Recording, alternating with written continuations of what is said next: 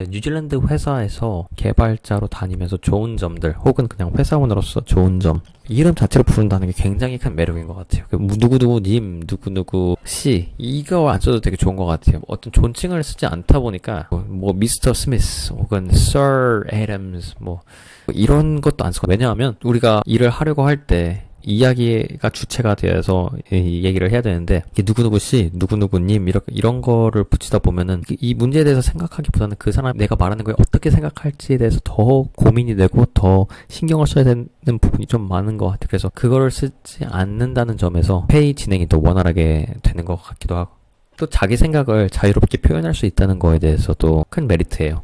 왜냐하면은 아무리 인턴이라도 인턴이 뭘 알겠어요. 회의에서 베테랑 7년차, 5년차, 뭐 10년차 훨씬 더 그 이상의 사람들이 그 회의 안에 있을 텐데, 근데 인턴조차도 발언권이 있단 말이에요. 그 회의 안에 있는 이상 모두가 다 존중받는 그 사람들로서. 그리고 인턴이란 사람이 뭐 말을 할 게 없는 것도 아니거든요. 왜냐면 저 기본적인 거 물어볼 수 있고 기초적인 거 물어볼 수 있고, 그렇지만은 좀 오래 회사를 다니다 보면 내가 이걸 지금 하는데, 이걸 내가 몇 년 동안 이걸 하는데 이걸 왜 하는지 정확히 이유를 설명할 수 있는 사람은 그렇게 많이는 없거든요, 사실. 회의 그 장소에서 내가 무슨 말 하는지 혹은 이게 무슨 내용으로 흘러가는지 모르는 사람들이 굉장히 많아요. 물론 저도 포함해서요. 저도 그런 경험이 많이 있었어요. 그래서 인턴이 이렇게 자유롭게 기초적인 걸 질문을 하고 기본적인 걸 질문을 할 때, 지금 내가 이걸 물어봐서 이걸 시간 낭비하는 게 아닌가, 내가 너무 나 바보처럼 보이지 않을까 이 질문을 하면은, 이렇게 생각을 안 하셔도 되는 것 같아요.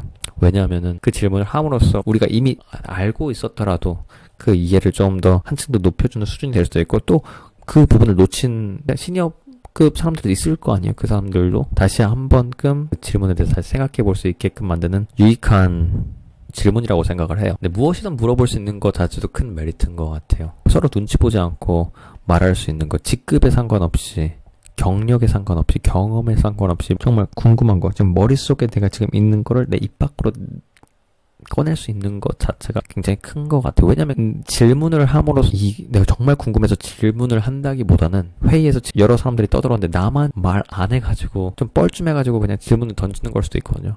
그래도 저는 괜찮다고 봐요. 회의에 참여한 이상 가만히 있으면 조금 눈치가 보이기 마련이거든요. 그래서 회의에 어떤 방식으로든 참여한다는 것 자체가, 컨트리뷰션 한다는 자체가 굉장히 자신감을 줄 수도 있고, 내가 완전 벙어리는 아니다라고 사람들에게 알려줄 수도 있고, 그리고 내가 이렇게 뭔가 인풋을 넣으면요, 내 말을 회의에 집어넣고 사람들이 그 귀 기울여 줄 때 그게 별거 아닐지라도 그 행위를 함으로써 회의에 더 집중을 할 수 있게 되니까 더 심심한 회의가 되지는 않게 돼요. 되게 좋은 거죠. 회의에 좀 더 집중할 수 있는 시간이 될 수 있는 거예요. 왜라는 질문을 많이 하는 것 같아요. what보다는 how를 더 많이 물어보고요. how보다도 why라는 질문을 더 선호하는 것 같아요. 요즘 구글로 다 나오잖아요. 유튜브로도 다 나오고. 그래서 what이라는 거는 이게 뭐냐 하는 거는 사실 본인 레벨에서 할 수 있는 거라고 생각을 해요. 근데 이제 how 부분도 사실 구글링으로 할 수 있어요. 왜냐면 구글링으로 이제 웬만한 거는 전 세계 사람들 누군가 한 명쯤은 걸어가는 그 길을 누군가는 걸어봤기 때문에 정말 구글링으로 다 찾을 수 있을 거예요. 근데 why라는 질문의 영역으로 들어갔을 때는 좀 다를 수 있어요. 자, why도 구글링으로 찾을 수 있어요, 분명. 일반적인 건 찾을 수 있죠. 이 도구를 왜 쓰냐, 이 언어를 우리가 왜 쓰냐, 왜 이 좋은 점이 있느냐, 내가 지금 몸담고 있는 팀, 내가 같이 일하고 있는 이 동료들이 왜 이걸 쓰느냐는 다른 얘기일 수가 있어요. 왜냐면 컨텍스트가 다르기 때문에, 지금 문맥이 다르기 때문에 왜에 관해서 물어보는 거는 구글링으로 찾을 수 없을 수도 있어요. 찾을 수는 있겠지만 우리 팀이 쓰고 있는 취지와는 다를 수가 있단 말이죠. 그래서 왜 이걸 쓰냐, 아니면 왜 우리가 이런 방식으로 하냐, 아니면 왜 우리는 이걸 해야 되냐, 이 질문들을 하는 것에서 굉장히 근본적인 질문들이죠. why로부터 시작하는 것들은. why라는 질문을 계속 하게 되면요, 본인이 점점점 문제에 딥한 걸로 좀 들어가서 자기의 이해력도 좋아지고 더 유익하고, 그리고 또 답변을 하는 사람으로부터 하여금 더 생각을 할 수 있게 되고, 팀 구성원들이 이 왜 하고 있는 건 더 확신을 얻을 수 있게 되고. why라는 질문 되게 좋은 질문이에요. 회사에서도 why라는 질문을 하면 되게 좋아해요. Ask a stupid question. 그러니까 정말 많은 회사들이 이렇게 말해요. There's no such thing as stupid question. 그러니까 바보 같은 질문은 이 세상에 없다. 그러니까 모든 질문은 질문할 가치가 있는 질문이다 라고 이렇게 얘기를 하시는 거예요. 굉장히 맞는 말이죠. 그러니까 직원분들이 같이 일하는 사람들이 더 눈치 보지 않고 더 자유롭게 커뮤니케이션 할 수 있는 방향으로 공동체가 움직이겠죠. 그러니까 절대 바보 같은 질문도 없고요. 심지어 남들이 아는 것 같아도 모르면 질문을 하셔야 되는 것도 맞습니다. 남들이 알아도 내가 모르면 모르는 거예요. 그러니까 질문을 해야 돼요. 그런 게 이제 뉴질랜드 회사에서 개발자로서 참 좋은 점인 것 같아요. 그냥 근데 개발자뿐만 아니라 그냥 일반 회사원이어도 크게 다른 점은 없는 것 같습니다. 왜냐면 인간이 인간과 같이 일하는데 질문이 생길 수 있죠. 내가 지금 20년 넘게 혼자 살아온 방식이 있는데 나의 상식은 그 상대방의 상식이 아닐 수도 있잖아요. 내 상식은 그 사람한테 비상식적인 걸 수도 있잖아요. 그러니까 우리가 서로의 의미를 맞춰가기 위해서는 왜라는 질문을 계속 해야 되죠. 그러니까 그걸 자유롭게 할 수 있는 회사가 뉴질랜드 회사인 것 같아요. 그게 굉장히 좋았습니다.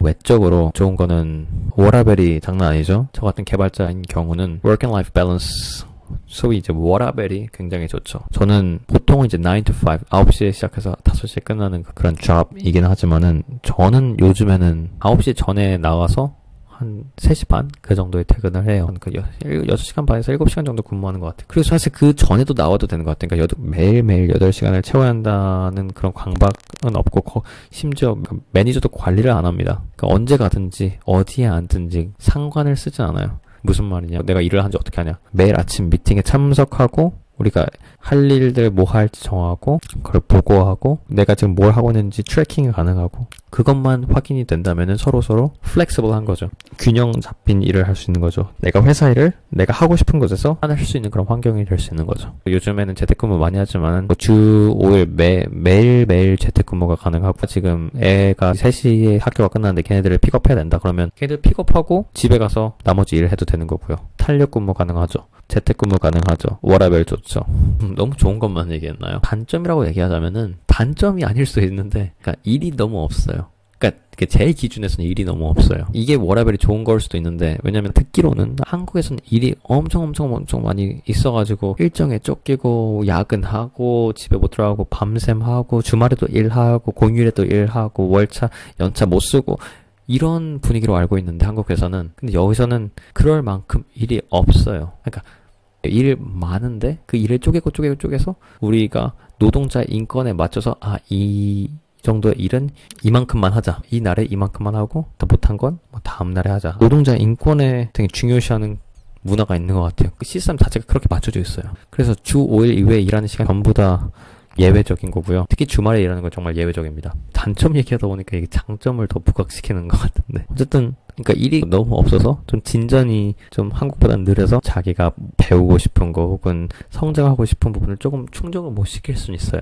성장 부분에서는. 근데 뭐 회사 다니시는 분들 성장보다는 내 삶이 더 중요하죠. 그래서 단점이라고 하면 단점입니다. 그리고 또 좀 개인주의가 있죠. 단점으로는. 저 같은 경우는 뭐 회사마다 좀 다르긴 하겠지만 이제 또래가 없다 보니까 약간 마음에 맞는 친구들을 좀 사귀기가 어려워요. 회사에서 원래 친구 만들기는 참 거의 불가능한 일인 거긴 한데 그래도 굳이 얘기하자면은 그러니까 점심 먹으러 같이 갈 수 있는데 개인적으로 점심 같은 거 해결하는 분들 많고요. 또 5시까지 땡 하면 가니까 뭔가 회식 같은 것도 없고 회사 시간 외에 4시간을 따로 만나서 뭐 하는 경우는 거의 진짜 드물고 학교 애들 뭐 3시 반, 4시 이렇게 끝나고 애들 픽업하고 집에 오고 가정이 있으니까 회사 시스템이나 국가 시스템이 그거에 포커스가 돼 있어요. 그래서 개인적으로 정말 만나려면은 만날 수는 있는데 가정이 있는 사람은 가정에서 시간을 보내고 친구들 있는 사람은 그냥 학교에서 만났던 친구들이랑 만나고 회사에서 뭔가 인연이 만들어지기는 굉장히 어려운 시스템인 것 같아요. 한국 같으면 퇴근하고 맥주 한잔 마시자, 호프집이나 가자 뭐 이럴 수도 있는데 그런 게 없어요. 그런 게. 동료 간의 유대감 그런 것들이 없는 것은 단점일 수도 있겠네요. 회사에서 외로울 수 있어요. 근데 회사에 친구 만들려고 하는 건 아니잖아요. 그렇죠? 어쨌든 그런 것 같아요. 그래서 요약하자면은 뉴질랜드 회사에서 개발자로서 혹은 회사원으로서의 장점은 배울 수 있는 점들이 많고 좋은 동료들, 합리적인 사고를 가진 사람들과 일할 수 있는 것들, 이름으로 부르는 거, 좋은 워라밸, 재택근무, 탄력근무 그렇게 있죠. 단점으로는 일이 좀 없고 개인주의 성향이 있다는 것. 지금까지 댕들이었고요. 다음에 또 재밌는 주제나 이야기거리가 있으면 그때도 다시 찾아뵙겠습니다. 고맙습니다.